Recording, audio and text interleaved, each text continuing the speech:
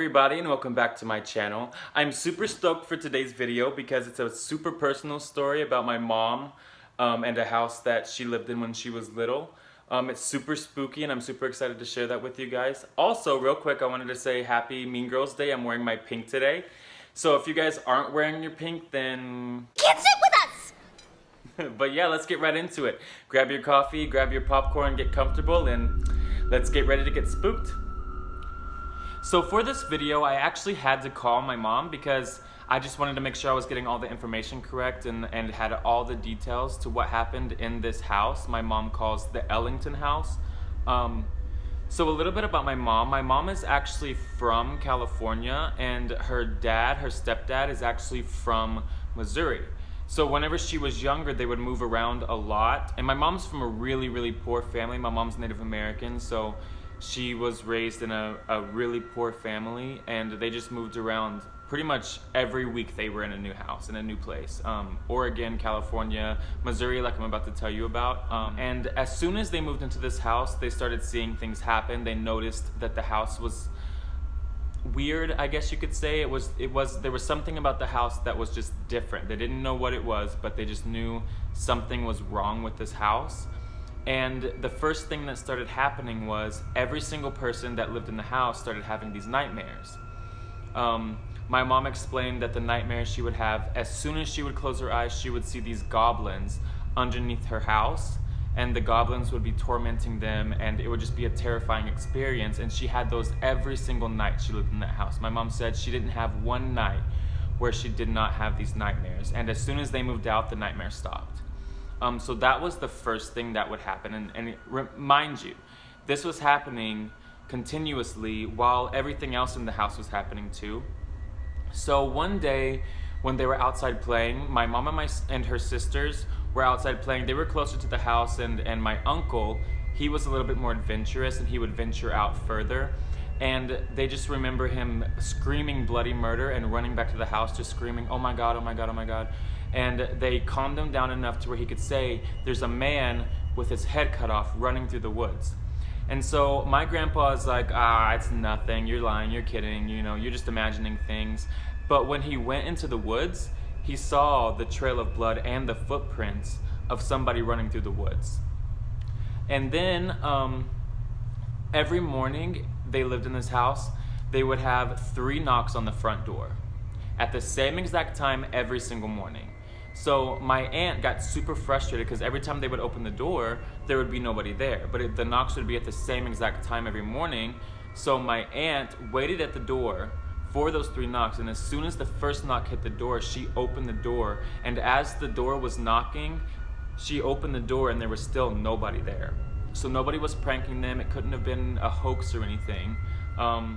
So like the fact that there were only 3 knocks would tell me that whatever was in this house, whatever entity, whatever spirit was in this house, was not one of light and was not one of love. It was not one of kindness. It was one that had negative intentions for my mom and my family, and it did not want them there.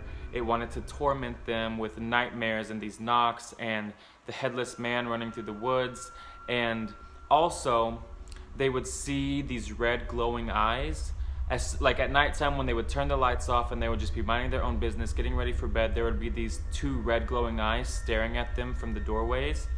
And so just whatever was in this house did not want them there. It was watching them with the red glowing eyes. It was tormenting them with the nightmares. It was tormenting them with these headless things running through the woods. And so needless to say, my mom, and her parents and her family were not at that house for very long. So then they moved to this older house, and she calls it the farmhouse because it was super old. It was in the middle of this huge field. It had a lot of property in the woods, and it had no running water. They had to go outside and use the bathroom in an outhouse. They had to, if they wanted to shower, they had to heat up water on the stove and take it outside and put it in a trough and bathe in it. And in this house, they would hear screaming at nighttime, like just woman screams. Like what my mom explained it like, it was like a woman and she was screaming like something was killing her. And then they would hear scratching on the outside walls, and then when my grandpa would go check it out, there would be nothing there, but then he would turn to the wall and there would be these giant claw marks going up and down the wall. And then my mom and her sister were going out into the woods and they were playing, and then they come across this field, and mind you, it's like knee-high snow at this time because this is in the winter. And they go out into the field, and all they see is just blood everywhere. Just, my mom said the field was just covered in blood, and you could see it because the snow and the red from the blood and the snow is white. So my mom said she screamed bloody murder, and she ran back to the house, and she got my grandpa, and my grandpa was like, what? So my grandpa went and checked it out, and he saw this mutilated calf in the field. Like, it wasn't eaten, it was just mutilated. And in my mom's culture, there's this thing called wendigos. And a wendigo, I'm not going to get into what that is or anything because I'm going to do a separate video on that.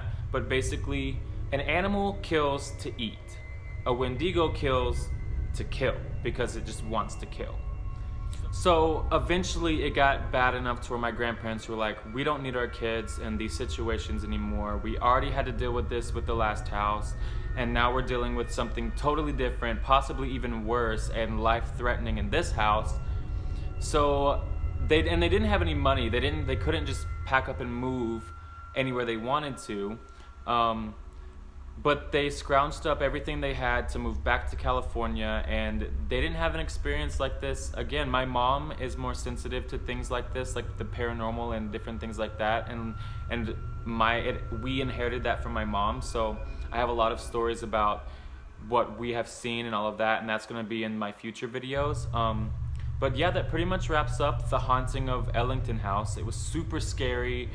My mom, even today, she's super terrified to talk about it. She won't give me details. I'm sure there's a lot that she's left out that she just is too afraid to talk about because she does not want to bring that stuff back into her life. You know, she doesn't want to bring that energy into her life anymore. She just wants to move forward and, you know, avoid any types of situations like that. Because if any of you guys have experienced anything like that, anything paranormal or demonic or anything like that, it's not fun. It's actually terrifying. But yeah, if you guys want to see more videos like this, if you liked what you saw, comment, like, subscribe, share with all your friends. Stay tuned for tomorrow's video and every other video after that for 31 Days of Halloween. And like always, remember to stay spooky. I'll see you next time.